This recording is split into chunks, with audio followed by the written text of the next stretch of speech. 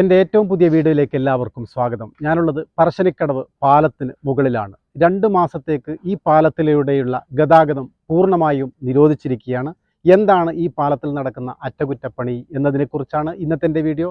ഏവർക്കും കണ്ണൂർ ഷറഫ് എന്ന എൻ്റെ പുതിയ വീഡിയോയിലേക്ക് സ്വാഗതം. നവംബർ 5, 1983 അന്നത്തെ ഗതാഗത മന്ത്രിയായ ഗംഗാധരൻ്റെ അധ്യക്ഷതയിൽ മുഖ്യമന്ത്രി കെ കരുണാകരനാണ് ഈ പാലത്തിന് തറക്കല്ലിട്ടത്. നീണ്ട 14 വർഷമെടുത്തു ഈ പാലം പണി പൂർത്തീകരിക്കാൻ. നിരവധി പേർ രക്തസാക്ഷികൾ ആകേണ്ടി വന്നു. പിന്നീട് 1997 മുഖ്യമന്ത്രി ഇ കെ നായനാർ ഈ പാലം പൊതുജനങ്ങൾക്ക് തുറന്നുകൊടുത്തു.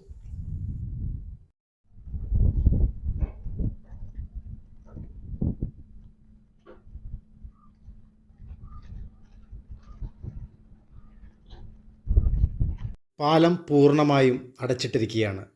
ബൈക്ക് പോലും ഇതിലൂടെ യാത്ര ചെയ്യാൻ അനുവദിക്കുന്നില്ല. കാൽനടയായാണ് ആൾക്കാർ ഈ പാലത്തിന് അപ്പുറത്തെ കരയിലേക്ക് പോയിക്കൊണ്ടിരിക്കുന്നത്.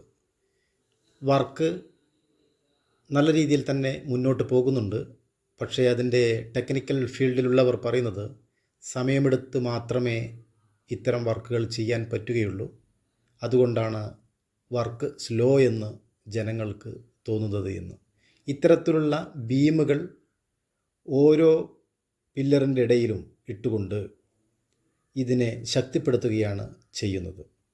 നോക്കൂ, ഈ പാലത്തിൻ്റെ ആയുസ് എന്ന് പറയുന്നത്, അല്ലെങ്കിൽ ഈ പാലം നിർമ്മിച്ചിട്ടുള്ള പിന്നിട്ടിട്ടുള്ള വർഷങ്ങൾ നാം ഒന്ന് പരിശോധിച്ച് നോക്കിയാൽ 25 26 വർഷം മാത്രമേ ആയുള്ളൂ ഈ പാലം നിർമ്മിച്ചിട്ടുള്ളത്. പഴശ്ശി ജലപദ്ധതിയുടെ ഭാഗമായാണ് ഈ പാലം ഇവിടെ പിറവിയെടുക്കുന്നത്. കനാലിനെ ഇക്കരയിൽ നിന്ന് അക്കരയെ എത്തിക്കുക എന്ന ഉദ്ദേശമായിരുന്നു ഈ പാലത്തിൻ്റെ പ്രഥമ ലക്ഷ്യം. പിന്നീട് അത് ഗതാഗതത്തിൻ്റെ ആവശ്യത്തിനും കൂടി മാറ്റുകയായിരുന്നു.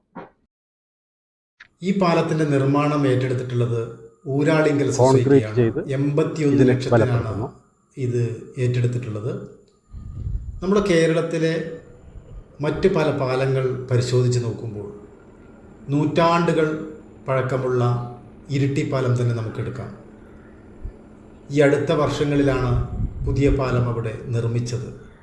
നോക്കൂ, ശാസ്ത്രം അത്രയേറെ വികസിച്ചിട്ടില്ലാത്ത കാലത്ത് ബ്രിട്ടീഷുകാർ പണിത പാലത്തിൻ്റെ ആയുസ് എത്രയോ നൂറ്റാണ്ടുകളായിരുന്നു. അത് കേരളത്തിലെ ഏറ്റവും ഉയരം കൂടിയ പാലമാണ് ഇരിട്ടിപ്പാലം. ആ പാലം അന്ന് ശാസ്ത്രം ഇത്രയേറെ വികസിച്ചിട്ടില്ലാത്ത സാഹചര്യത്തിൽ പണിത പാലമാണ് നിങ്ങൾ ആ ദൃശ്യത്തിൽ കാണുന്നത്. നമ്മുടെ നിർമ്മിതിക്ക് കാര്യമായ ഒരു മാറ്റം വരേണ്ടത് അനിവാര്യമാണ്. 2 കരയെയും ബന്ധിപ്പിക്കുന്ന ഈ പാലം 2 മാസത്തേക്ക് അടച്ചിടുമ്പോൾ ഇവിടെയുള്ള കച്ചവടക്കാരാണ് കാര്യമായി ഇതിൻ്റെ ഫലം അനുഭവിക്കുന്നത്. നന്നേ സന്ദർശകർ കുറവാണ്. പറശ്ശിനി അമ്പലത്തിൽ കടകൾ പലതും അടഞ്ഞു കിടക്കുകയാണ്. ദൃശ്യത്തിൽ കാണുന്നത് പോലെ സന്ദർശകരും നന്നേ കുറവാണ്. പൊതുവെ ഒരു പരീക്ഷാകാലം കൂടിയാണ്. അതോടൊപ്പം ഈ പാലം 2 മാസത്തേക്ക് ഗതാഗതം നിരോധിച്ചതോടുകൂടി പറശ്ശിനി അമ്പലത്തിലുള്ള തിരക്ക് നന്നേ കുറഞ്ഞു. കച്ചവടക്കാർ വലിയ പരാതിയാണ് പറയുന്നത്.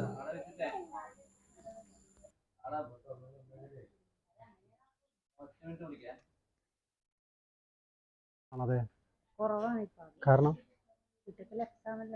പിന്നെ പാലത്തിന്റെ പണിയാ, അതാ പ്രധാനം. ഞായറാഴ്ച ആളില്ല, സാധാരണ ഉണ്ടാകുന്നതിലും കുറവ് അല്ലേ? അത് അങ്ങോട്ടെല്ലാം കട പൂട്ടിയിട്ടുണ്ട്. അതൊരു പ്രധാനം. അതുകൊണ്ട് അന്ന് നിങ്ങൾ അത് ആ ഭാഗത്തുള്ള കടയെല്ലാം പൂട്ടിയിട്ടുണ്ട്. പിന്നെ നമ്മൾ ഇളനീർ വെക്കുന്ന കടയൊക്കെ ഇല്ലേ, അതൊക്കെ അടച്ചു. തികഞ്ഞ നിരാശയാണ് കച്ചവടക്കാരുടെ വാക്കുകളിൽ നമുക്ക് മനസ്സിലാക്കാൻ പറ്റുന്നത്. സന്ദർശകർ കുറയാനുള്ള കാരണം ഇതൊന്നു തന്നെയാണ്. പക്ഷേ നമുക്ക് നിർമ്മാണം നിർത്തിവെക്കാൻ പറ്റില്ല. അത് ചെയ്യുന്നതും ജനങ്ങൾക്ക് വേണ്ടിയാണ് എന്ന് നാം കാര്യം മനസ്സിലാക്കുക. പക്ഷേ എത്രയും പെട്ടെന്ന് വർക്ക് തീർക്കുക എന്നാണ് ഇവിടെയുള്ള ഓരോ കച്ചവടക്കാരും പറയുന്നത്.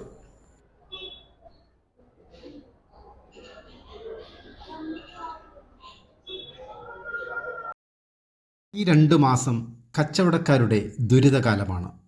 മറ്റ് ഓട്ടോറിക്ഷ ടാക്സികളുടെയും ദുരിതകാലം തന്നെയാണ്. കാരണം ഈ 2 മാസം തള്ളി നീക്കുക വലിയ പ്രയാസമുള്ള കാര്യം തന്നെയാണ്. എത്രയും വേഗം പണി തീരട്ടെ എന്ന് നമുക്ക് ആഗ്രഹിക്കാം. സുശീൽ, എൻ്റെ കൂടെയുള്ളത് ഈ പാലം പണി ഏറ്റെടുത്ത ഊരാളിങ്കിലിൻ്റെ എഞ്ചിനീയറായ സുശീലും സൂപ്പർവൈസറുമാണ്. വ്യാപാരികളുടെ പൊതുവേയുള്ള പരാതി എന്ന് പറയുന്നത് വർക്ക് വളരെ സ്ലോ ആണെന്ന്. പക്ഷേ ഇവർ പറയുന്നത് മറ്റൊരു കാരണമാണ്. അവരുടെ വാക്കുകളിലേക്ക്. ഇത് ലേറ്റ് ആവുന്നൊന്നും ജനങ്ങൾക്ക് അങ്ങനെ തോന്നാൻ കാരണം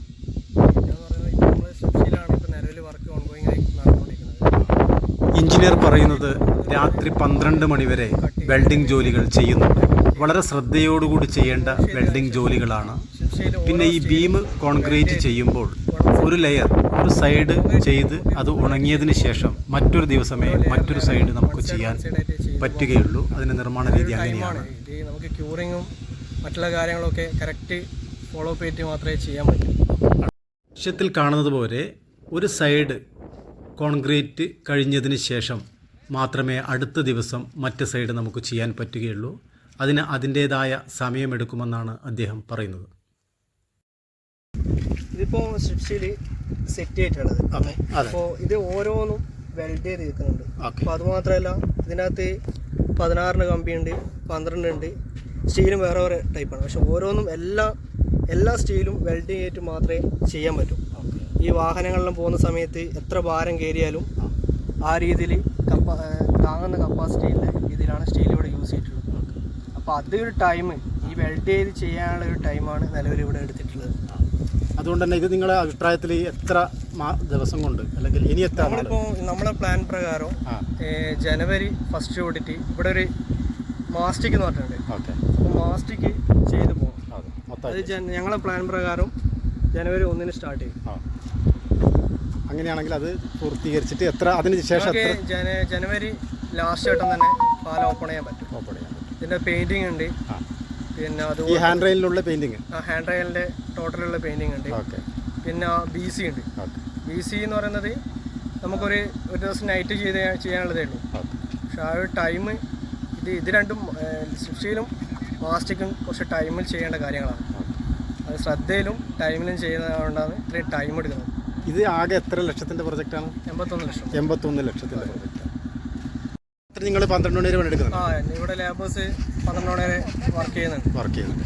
അങ്ങനെ ഒരു യുദ്ധകാലാടിസ്ഥാനത്തിൽ തന്നെ പണിയെടുക്കുന്നത്. എത്രയും വേഗം തീർക്കാൻ തന്നെയാണ് നിങ്ങളുടെ പരിശ്രമം. നിങ്ങൾ മാക്സിമം എത്രയും സ്പീഡ് തീർക്കുക എന്നുള്ളത് തന്നെയാണ് ഇതാണ് ഉള്ളത്. പക്ഷേ ഈ ഒരു കാര്യങ്ങളെ കുറിച്ച് നമുക്ക് സമയം എടുത്തിട്ടേ ചെയ്യാൻ പറ്റും. ടെക്നിക്കലി ആ ഒരു ടൈം നമുക്ക് ആവശ്യമാണ്. തീർച്ചയായും പറശ്ശിനി പാലം കണ്ടതിന് ശേഷം ഞാൻ പോയത് പറശ്ശിനി മടപ്പുരയുടെ പരിസരവും മറ്റും കാണുവാൻ വേണ്ടിയാണ്. പ്രകൃതി രമണീയമായ ഒരു പ്രദേശത്താണ് ഈ മുത്തപ്പൻ സ്ഥിതി ചെയ്യുന്നത്. അങ്ങനെ ആ യാത്രാമധ്യേ ഞാനൊരു അമ്മയെ പരിചയപ്പെട്ടു. അവർ മുത്തപ്പൻ്റെ ദർശനത്തിന് വന്നതാണ്. നേരത്തെ എന്താണ് ജോലി എന്ന് ചോദിച്ചപ്പോൾ കൈനോട്ടക്കാരിയായിരുന്നു എന്ന് പറഞ്ഞു. ഇപ്പോൾ മക്കളെ കൊണ്ട് നല്ല രീതിയിൽ ജീവിക്കുന്ന അമ്മ പ്രതിഫലമൊന്നുമില്ലാതെ എൻ്റെ നിർബന്ധത്തിന് വഴങ്ങി എൻ്റെ ഹസ്തരേഖ നോക്കി എൻ്റെ ഭാവി ഭൂതങ്ങളെക്കുറിച്ച് അമ്മ വിവരിക്കുകയുണ്ടായി. അമ്മയുടെ ആ പുസ്തകമുണ്ടല്ലോ അതും വായിച്ചു. പിന്നെ അവര് പറയുന്നത് നമുക്ക് മനസ്സിലാക്കി തരും. പിന്നെ അങ്ങനെ അറിവുകളും ബുദ്ധിയും വിവരവും കൂടി പിന്നെ പ്രായമാകുമ്പോഴേക്കും നമുക്ക് ജോലി ചെയ്യാം. അമ്മക്ക് എത്ര മക്കള്? 3 ആണ്. ഐശ്വര്യായ മുത്തപ്പനാണ്. ഓരെന്നെ പരാജയപ്പെടുത്തില്ല എന്നുള്ള ധാരണ എനിക്കുണ്ട്.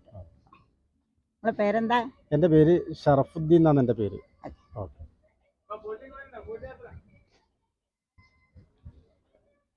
ഇത് ഭാഗ്യരേഖയാണ്. ഇത് നല്ല വളർച്ച രേഖയാണ്. അപ്പം നിങ്ങളെ കഠിനമായ പരിശ്രമങ്ങളെ കൊണ്ട് നിങ്ങൾ ഏർപ്പെടുന്ന കാര്യങ്ങൾ നിങ്ങൾക്ക് ഭംഗിയാക്കി നല്ല ഏജസ്സിലേക്ക് എത്തിക്കാനുള്ള കഴിവ് തമ്പുരാൻ തരും.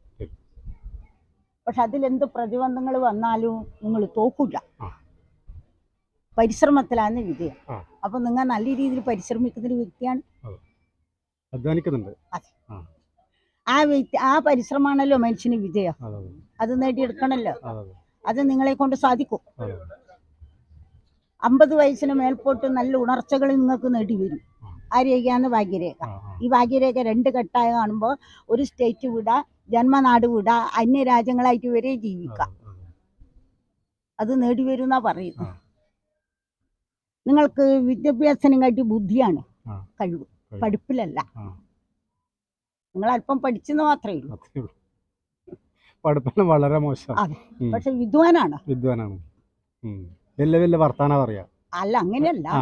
നിങ്ങളെ കാര്യത്തിൽ അത് ആവശ്യമാണ്. ആവശ്യം. പിന്നെ കൂടുതൽ എല്ലാവർക്കും അത് ഉള്ളതല്ലേ. അതെ. നിങ്ങൾ വലിയൊരു കളക്ടർ ആവണമെന്നില്ല. ഇല്ല, ആ കാലെല്ലാം കഴിഞ്ഞല്ലോ. സ്ഥാപനം, ആ. ജനങ്ങളുടെ നല്ല മതിപ്പ്, ആ. ഉന്നതയായ പതിവ് ആ. ഒന്നും വരും. ആ. പക്ഷെ ശത്രുക്കൾ ഉണ്ടെങ്കിലും നിങ്ങൾ അതൊന്നും പ്രതീക്ഷിക്കണ്ട. ആ. നിങ്ങളെ മൊത്തം ഉന്തിയിടാനുള്ള ആളുണ്ട്. ഉണ്ട്, ശത്രുക്കളേ ഉള്ളൂ. പക്ഷെ നിങ്ങളതൊന്നും വിലവെക്കലില്ല. നിങ്ങളെ വില വെച്ച ആളെ നിങ്ങൾ വില വെക്കും. ആത്മാർത്ഥമായി സഹകരിക്കുന്ന ആളെ നിങ്ങൾ സഹകരിക്കും, ഇല്ലാത്ത ആളെ സഹകരിക്കില്ല. അതാണ് നിങ്ങളെ പ്രകൃതം. പറയേണ്ട കാര്യം ആരുടെ മുമ്പിലും പറയും. തോറ്റു കൊടുക്കില്ല. അത് നിങ്ങൾ താല്പര്യപ്പെടുന്ന ആളല്ല. 21 വയസ്സിൽ നിങ്ങൾ ജീവിതം കണ്ട ആളാ. 19 വയസ്സിൽ നിങ്ങളെ കാര്യങ്ങൾ ഏറെക്കുറെ എല്ലാം നിങ്ങൾ മനസ്സിലാക്കി പോയൊരു വ്യക്തിയാണ്. ഇന്നും ആ രീതിയിൽ തന്നെയാണ് ഉള്ളത്. അപ്പോൾ നിങ്ങൾ വളർന്നു വരുമെന്നാ പറയും.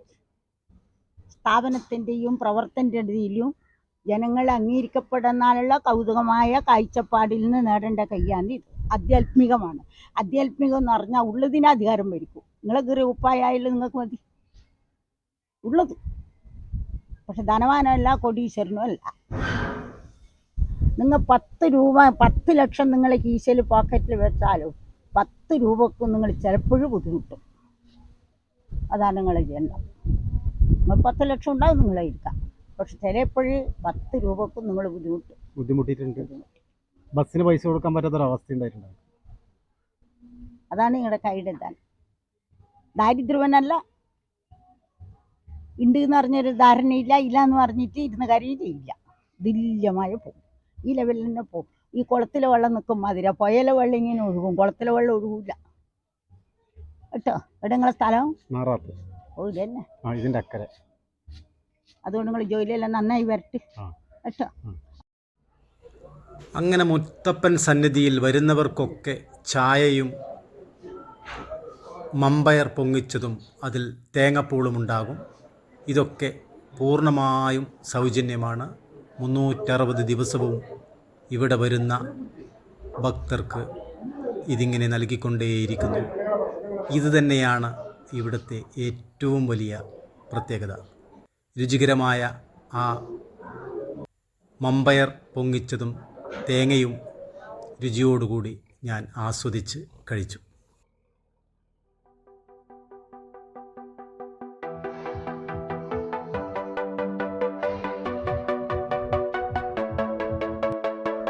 എൻ്റെ പിറകെ കാണുന്നതാണ് പറശ്ശിനി പാലം.